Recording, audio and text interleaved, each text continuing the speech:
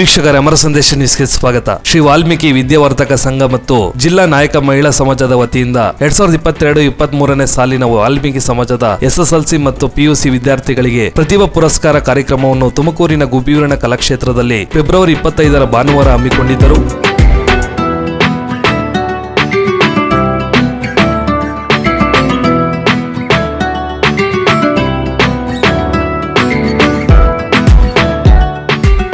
ಈ ಸಂದರ್ಭದಲ್ಲಿ ಸಹಕಾರ ಸಚಿವ KN ರಾಜಣ್ಣ ಸೇರಿದಂತೆ ಸಮುದಾಯದ ಅನೇಕ ಗಣ್ಯರು ಮುಖಂಡರು ಪಾಲ್ಗೊಂಡಿದ್ದರು.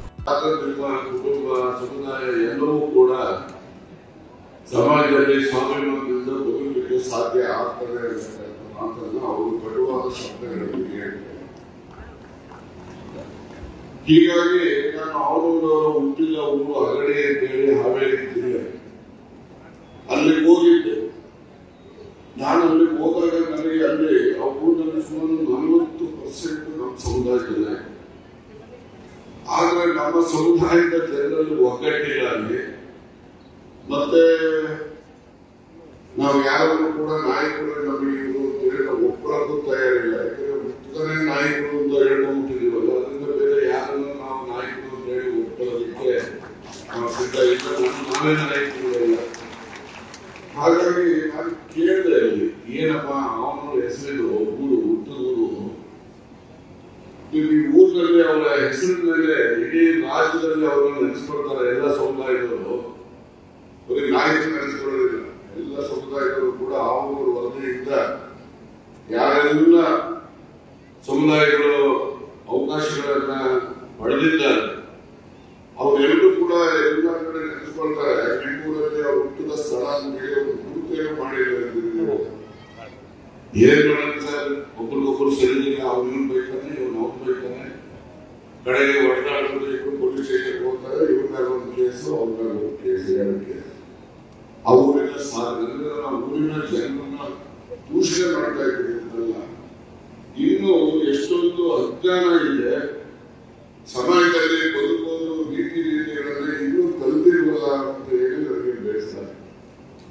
ಆಗ ನಾನು ಅವರಿಂದ ಅವ್ರಿಗೆ ಹೇಳಿದೆ, ನೋಡಪ್ಪ ಈ ತರ ಎಲ್ಲ ಮಾಡೋದು ಆಗೋದಿಲ್ಲ, ಅವರ ಕೆಟ್ಟ ಸುತ್ತ ನೀವು ಆ ಕೆಟ್ಟ ತರಬಾರ್ದು. ನೀವೇನಾದ್ರು ಮಾಡ್ತೀವಿ ಮಾಡ್ಬೇಕು ಅಂತ ಗುರಿ ಇದ್ರೆ ಬಂದೇ ಬೇಕಾದ್ರೆ ಇದರನ್ನಾದ್ರೂ ಬಂದು ಮಾತಾಡೋಣ, ಅದಕ್ಕೆಲ್ಲ ಪೂರ್ವಕವಾಗಿ ನಾವೆಲ್ಲ ಸ್ಪಂದಿಸ್ತೇವೆ ಅಂತ ಹೇಳಿ ಬಂದಿದ್ದೇನೆ. ಇವಾಗ ಯಾರು ಬಂದಿಲ್ಲ, ನೋಡೋಣ ಯಾವ ಬರ್ತಾರೆ. ಈ ಒಂದು ದೃಷ್ಟಾಂತವನ್ನ ಯಾಕೆ ನಿಮ್ಮ ಮುಂದೆ ಹೇಳಿದೆ ಅಂದ್ರೆ, ನಮ್ಮಲ್ಲಿ ಒಗ್ಗಟ್ಟಿನ ಕೊರತೆ ಇರುವುದರಿಂದ ಅಭಿವೃದ್ಧಿ ಕುಂಠಿತಾಗ್ತದೆ. ಅಭಿವೃದ್ಧಿಯಿಂದ ಯಾವುದೋ ಒಂದು ಬಿಲ್ಡಿಂಗ್ ಕಟ್ಟಿಬಿಡೋದು ಅಭಿವೃದ್ಧಿ ಆಗೋದಿಲ್ಲ. ನಮ್ಮ ಮಕ್ಕಳಿಗೆ ನಾವು ಆಸ್ತಿಯನ್ನು ನಾವು ಸಂಪಾದನೆ ಮಾಡಿ ಕೊಟ್ಟು ಅವ್ರನ್ನ ಆಸ್ತಿವಂತರನ್ನಾಗಿ ಮಾಡಬೇಕಾದ್ರೆ, ಅವರನ್ನ ವಿದ್ಯಾವಂತರನ್ನಾಗಿ ಮಾಡಿದ್ರೆ ಅವರನ್ನ ಸಮಾಜಕ್ಕೆ ನಾವು ಆಸ್ತಿಯಾಗಿ ಪರಿವರ್ತನೆ ಮಾಡಬೇಕು. ನಾನು ಹೆಸರು ಹೇಳಲಿಕ್ಕೆ ಹೋಗೋದಿಲ್ಲ. ನಾನು 70ರ ದಶಕದಲ್ಲಿ ನನಗೇನು ಸಣ್ಣ ಸಹಾಯ ಅದು. ಆದ್ರೆ ಒಂದು ಆ ದಿವಸ ಆ ಕುಟುಂಬಕ್ಕೆ ನಾನು ಮಾಡುವಂತಹ ಸಹಾಯದಿಂದ ಇವತ್ತು ಆ ಕುಟುಂಬವನ್ನು ಒಬ್ಬ IAS ಅಧಿಕಾರಿ ಇದೆ. ನಾನು ಅವರ ತಾತ ಪಾಪ ಒದ್ದಾಡ ಮಾಡ್ತಾ ಇದ್ದೀನಿ ಚಿಕ್ಕನಾಗಲ್ಲಿ ಅವರ ನರಸಿಂಹಯ್ಯ ಅಂತ ಹೇಳಿ. ಅವರ ತಂಗಿ ಮಗನಿಗೆ ಕೊಟ್ಟಂತ ಒಂದು ಸರಿ ತಪ್ಪು ಕಾನೂನು ಇತ್ತೋ ಇವು ಗೊತ್ತಿಲ್ಲ.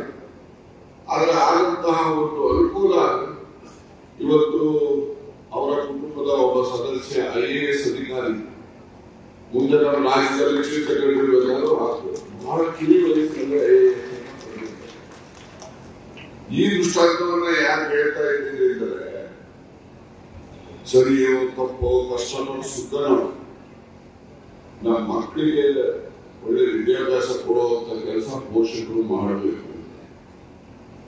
ಪೋಷಕರು ವಿದ್ಯಾಭ್ಯಾಸವಂತ ಕೊಡುವಂತ ಮನಸ್ಸನ್ನ ಬೆಳೆಸ್ಕೊಂಡು ಕೊಟ್ಟಾಗ ಅವರ ಮಕ್ಕಳು ಅವರಿಗೆ ಅವರ ಕುಟುಂಬಕ್ಕೆ ಕೀರ್ತಿಯನ್ನ ತರ್ತಾರೆ.